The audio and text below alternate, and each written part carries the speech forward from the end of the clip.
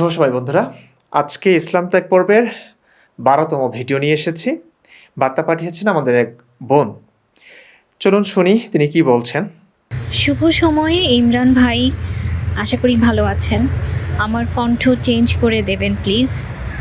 এত সুন্দর কণ্ঠ, মিষ্টি কণ্ঠ, এটাকে চেঞ্জ করতে হবে? ধর্ম কি এক জিনিস দেখুন, মানুষের নিরাপত্তার জন্য চেঞ্জ করতেই হবে, আমাদের কিছু করার নেই। তবে ভয়েসটা খুব মিষ্টি ছিল আপুর। আমি ইসলাম ত্যাগ করেছি কারণ ইসলাম আমার জীবন ধ্বংস করেছে। কিভাবে ধ্বংস করেছে? ছোটবেলা শুধু আপনার নয় আপু, অসংখ্য মানুষের, পুরো পৃথিবীর যে সমস্ত মানুষের জীবন, প্রায় সমস্ত মানুষের জীবন ধ্বংস করে দিয়েছে ইসলাম। থেকেই আমি অনেক সাফার করে আসছি ইসলামের কারণে। শৈশবে যখন কিশোর বয়সে আমি স্কুলে পড়তাম, আমার মা আমাকে মেন্টালি ভার্বালি টর্চার করতেন ইসলামের কারণে।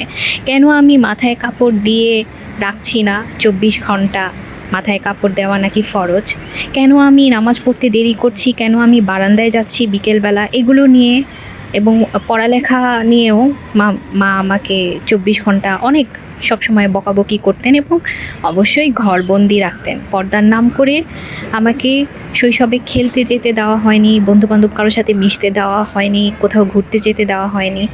সো টোটালি ঘরবন্দি করে যদি কেউ কাউকে একদম বকাবকির উপরে রাখে কোনো ছোট মেয়েকে, তাহলে যেটা হয় সেটাই হয়েছে। ছোটোবেলায় আমার মানসিক সমস্যা হয়েছিল, আমার ওসিডি হয়েছিল, আমি পড়ালেখায় কনসেন্ট্রেট করতে পারতাম না। এজন্য আমার রেজাল্ট খারাপ হয়েছিল এবং রেজাল্ট খারাপ হওয়ার কারণে আমি যখন আমাকে ছোটোবেলায় বিয়ের কথা বলা হয়েছিল অনার্সের আগে, ছোটোবেলায় বিয়ে দিতে চেয়েছিল আমার ফ্যামিলি ইসলামের কারণে। ইসলামেই কিছু কিছু হাদিসে তো উৎসাহ আছে, যত তাড়াতাড়ি বিয়ে দেওয়া যায় ততই নাকি ফিতনা মুক্ত হবে সমাজ, রহমত হবে। তো আমাকে ইসলামের কারণেই ছোটোবেলায় বিয়ে দিয়ে আমার জীবনটাকে আরও বেশি ধ্বংস করা হয়েছে এবং আমিও ছোটোবেলায় বিয়েতে রাজি হয়েছি যেহেতু আমার রেজাল্ট খারাপ হয়েছিল ইসলামের কারণে। তো আমি ছোটোবেলায় অত কিছু বুঝতে পারিনি, আমি রাজি হয়েছিলাম, ভেবেছিলাম বিয়ের পরে আমি হয়তো নতুন পরিবেশে গিয়ে পড়াশোনা করতে পারবো, সেখানে আমাকে কেউ টর্চার করবে না এভাবে।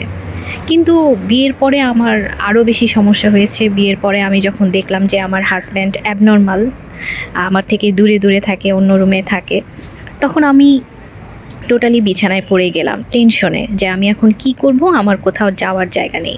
আমি যে ডিভোর্স দিয়ে নতুন করে লাইফ লিড করব, একটা জব করে বা একটা বিজনেস করে আমি নিজের পায়ে দাঁড়িয়ে একা একা নিজের মতো থাকবো, এই সুযোগটা ছিল না, কারণ আমাকে অনার্সের আগে বিয়ে দেওয়া হয়েছে, আমার তো সার্টিফিকেট নেই। সো আমি এখন কিভাবে ডিভোর্স দিয়ে কোথায় যাব, কি করব? আর আমার ফ্যামিলিতে আমার বাবা মা তো, আমি তো আগেই বলেছি, তারা তো মেন্টালি টর্চারই করে, তারা মেনে নেবে না ডিভোর্স, আরও টর্চার করবে। এই জন্য আমি না খেয়ে শুয়ে থাকতাম টেনশনে, অশান্তিতে। 15 দিনের মধ্যে 9 দিন না খেয়ে থাকতাম, ঘুমাতাম না। বছরের পর বছর এরকম না খেয়ে না ঘুমিয়ে অনেক কষ্টে, অনেক অশান্তিতে ছিলাম এবং অনেক টর্চার তখনও সহ্য করেছি। সব দোষ নাকি আমার, নারী বিদ্বেষী বাঙালি সমাজ বুঝে নিত, মেয়েদেরই সব দোষ দেয়। তো তারপরে ইসলামের কারণে ডিভোর্স দিতে পারিনি। আমি আমার বাবাকে বলেছিলাম যে বাবা, বছরের পর বছর দেখেছি, অনেক চেষ্টা করেছি অ্যাডজাস্ট করতে, এই সংসার হবে না, সংসারের ভবিষ্যৎ জিরো, এখানে ডিভোর্স দিতে হবে, এই কিছু করার নেই। কিন্তু আমার বাবা ডিভোর্স দিতে রাজি না।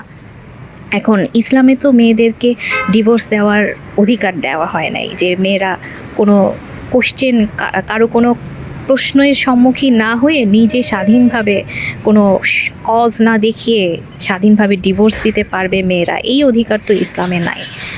মেয়েরা মেয়ে হিসেবে ডিভোর্স দিতে হলে ওই যে বাবার কাছে ধর্ণা দিতে হবে, বাবা যদি রাজি হয় তাহলে ডিভোর্স দিতে পারবে, আর যদি বাবা রাজি না হয় তাহলে তো শেষ।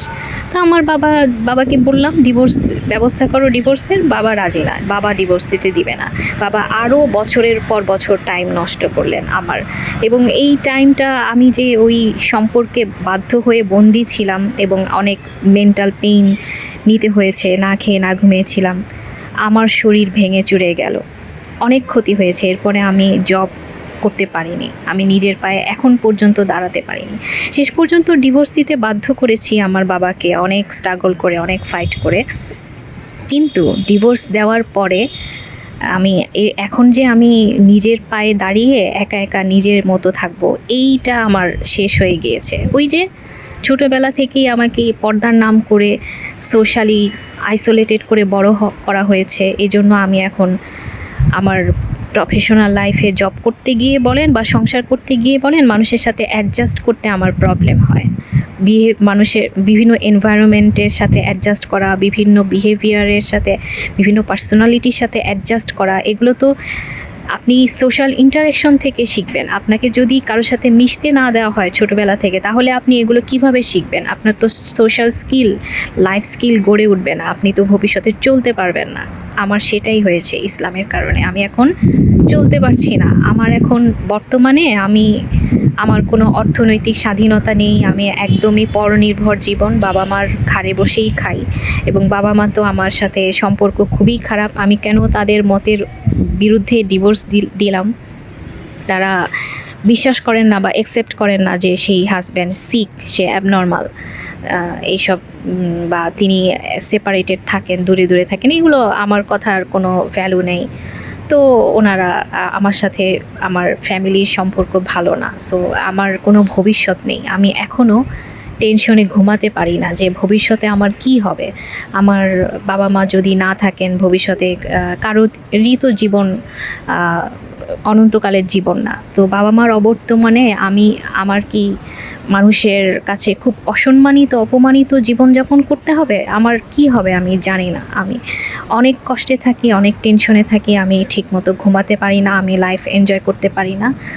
আমি এখন পর্যন্ত আমি অনেক স্ট্রাগল করছি যে একটা নিজের পায়ে দাঁড়িয়ে নিজের মতো স্বাধীনভাবে লাইফ লিড করব। এটা এখন পর্যন্ত আমি করে উঠতে পারিনি, লাইফকে গুছিয়ে উঠতে পারিনি। একটা বিয়ের পাত্রও পাই না, আমার কোনো সংসারও নেই, আমার কোনো জবও নেই, আমার কিছু নেই আমার লাইফে, আমার পরিবারও নেই আমার পাশে, আমার চাকরি বাকরি ব্যবসা কিছু নাই, আর আমার কোনো বিয়ে সংসার স্বামী বাচ্চা কিছুই নেই। আমি টোটালি একা, পরনির্ভর, পরজীবী একজন মানুষ।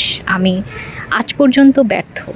ইসলামের কারণেই আমার লাইফটা এমন হয়েছে, এবং আমার ডিভোর্সের পরেও আমার বাবা মা আমাকে টর্চার করেছেন যে আমি যখন নিজের জন্য বাজার সজাই করতাম, নিজের পার্সোনাল থিং কিনি, খাবার কিনি বা পোশাক কিনি, যে জিনিসই কিনতে যাই দোকানে, আমি কেন দোকানে গিয়েছি, পুরুষ মানুষের সাথে কথা বলেছি, বাজারে গিয়েছি, পর্দার হানি হয়েছে, এটা নিয়ে বাবা মা অনেক কটু কথা, অনেক টর্চার করতেন অনেক দিন।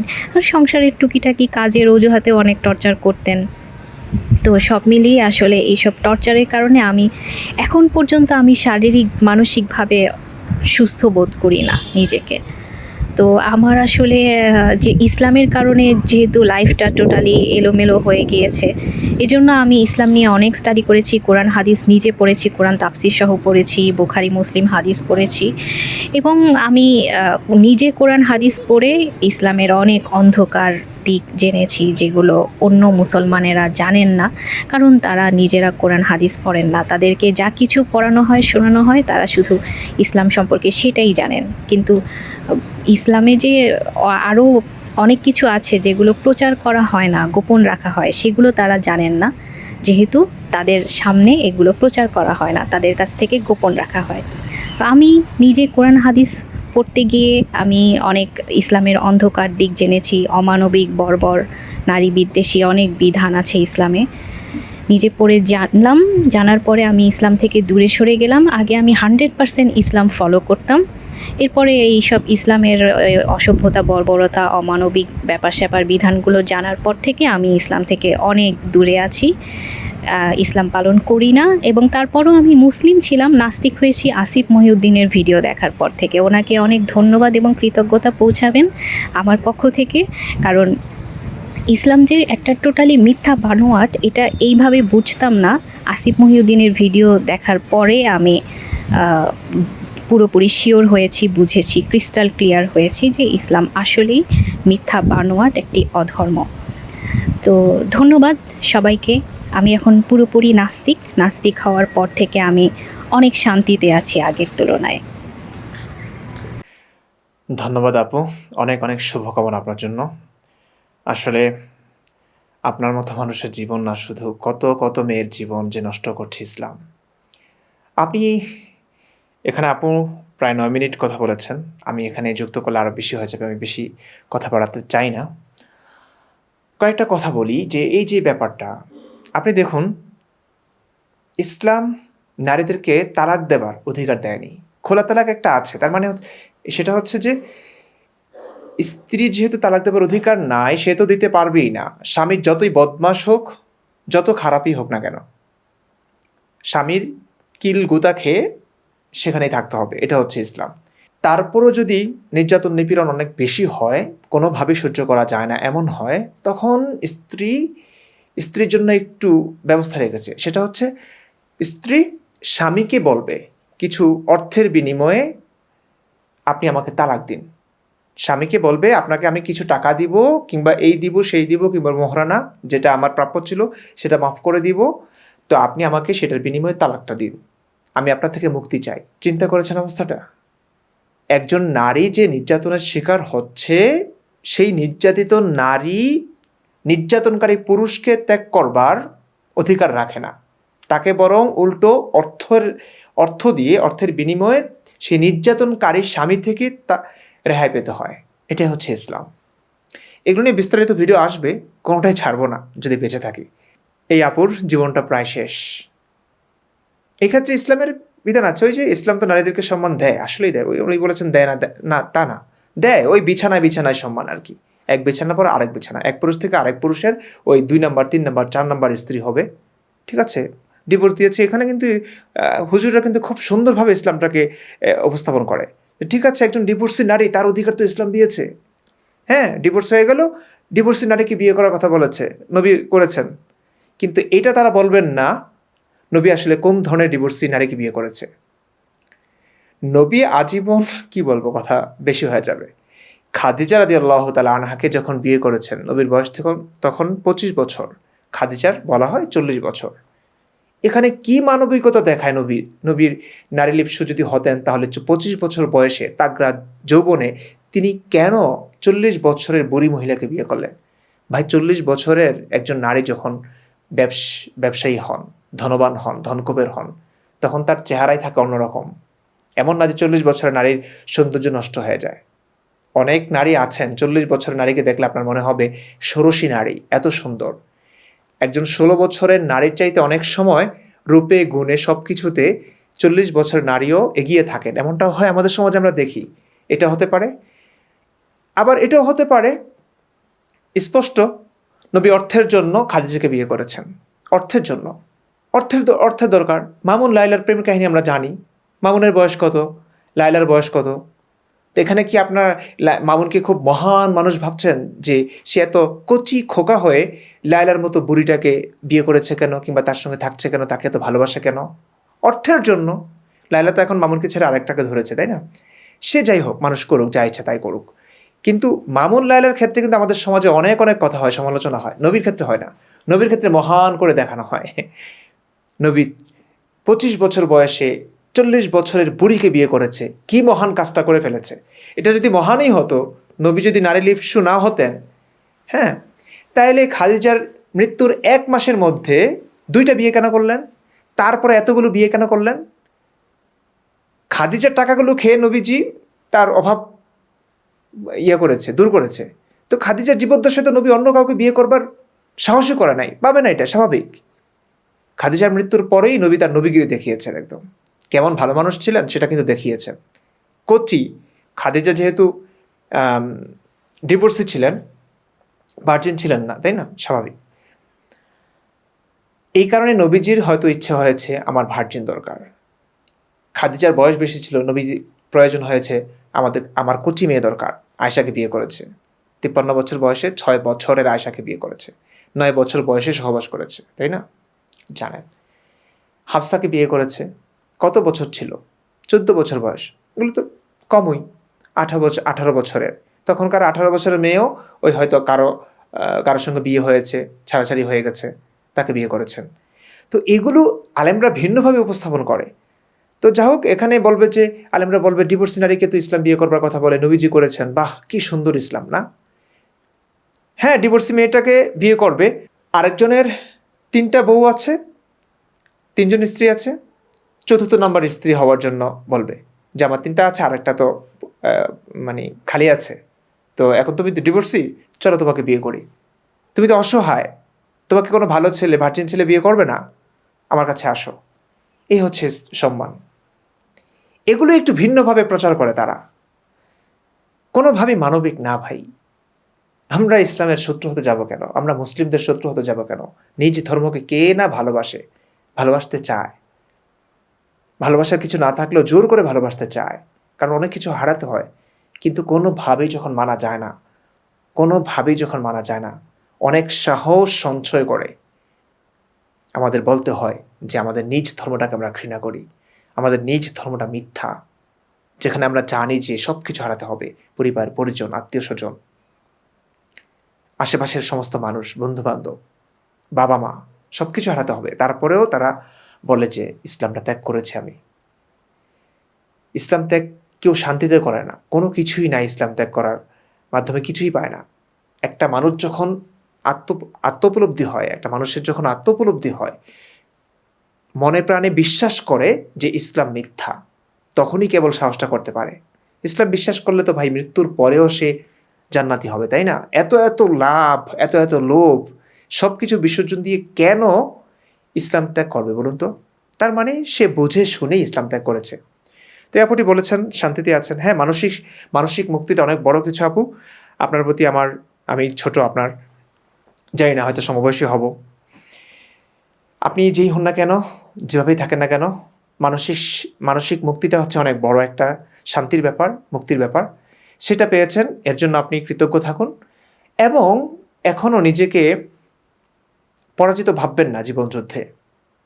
আপনি এখনও নিজেকে কিছু করবার চেষ্টা করুন। যদিও ইসলাম আপনার সব কিছু কেড়ে নিয়েছে, আপনার সেই সময়, সেই বয়স, হ্যাঁ, সেই যোগ্যতা অর্জনের সময়টা, সব কিছু নিয়েছে, তারপরও ছোটোখাটো কিছু হলেও করুন, নিজের পায়ে দাঁড়ান, তারপর দেখবেন ভালো কিছু হবে।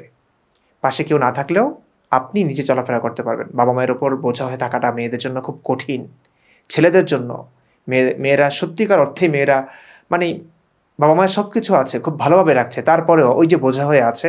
আর আমাদের সমস্ত এরকমই। একটা মেয়ে যখন স্বামী সংসার ছেড়ে বাবার বাড়িতে আসে, বাবার সামর্থ্য থাকলেও, এই মেয়েটাকে খাওয়ানোর পড়ানোর সামর্থ্য থাকলেও কিন্তু ওই যে বাঁকা দৃষ্টিতে দেখবেই যে মেয়েটা আমার কাছে বোঝা হয়ে আছে।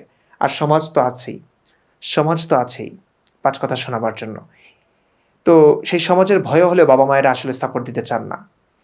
তো এক্ষেত্রে বাবা মায়েদের প্রতি আমি বলবো, আপনার মেয়েটা ডিভোর্সি মানেই কিন্তু এই মেয়েটা খারাপ নয়। এমনও হতে পারে, এবং এমনটাই হয় অনেক অনেক সময়, যে স্বামীটার দোষ ছিল, স্বামীটার সমস্যা ছিল। তো স্বামীটার সমস্যার কারণে মেয়েটা তাকে ছাড়তে বাধ্য হয়েছে, ডিভোর্স দিতে বাধ্য হয়েছে, কিংবা তার সংসার ত্যাগ করতে বাধ্য হয়েছে। আপনার দরকার এই মেয়েটাকে আপন করে নেওয়া, এই মেয়েটাকে সান্ত্বনা দেওয়া। এই মেয়েটা এমনি অনেক কিছু হারিয়েছে, অথচ আপনি সান্ত্বনা না দিয়ে আপনি সেই পুরুষটার পক্ষ হয়ে কথা বলছেন, আপনার মেয়েটার বিরুদ্ধে যাচ্ছেন। আপনার মেয়েটাকে আপনি বোঝা মনে করছেন। এটা করবেন না। অনেক কিছু বলবার থাকে না মেয়েদের, লজ্জায় বলতে পারে না, বাবা মাকে বলতে পারে না কী সমস্যা ফেস করছে তারা। কিন্তু কোনোভাবেই যখন সংসারটা টিকিয়ে রাখা সম্ভব হয় না, তখনই একটা মেয়ে সংসার ছাড়ে। আমার কাছে মনে হয় ব্যতিক্রম কিছু মেয়ে থাকতে পারে, অধিকাংশ মেয়েদের ক্ষেত্রে এমনটাই হয়। তো সে মেয়েটা যখন কোনো কারণে সংসার ছেড়ে আসে, তাকে লুফে নিন, তাকে ভালোবেসে আপন করে নিন। এই মেয়েটা বোঝা, এরকমটা ভাববেন না। ভালো থাকুন, সুস্থ থাকুন। অনেক কথা হয়ে গেছে, আর বাড়াতে চাই না। ধন্যবাদ ভিডিও দেখার জন্য।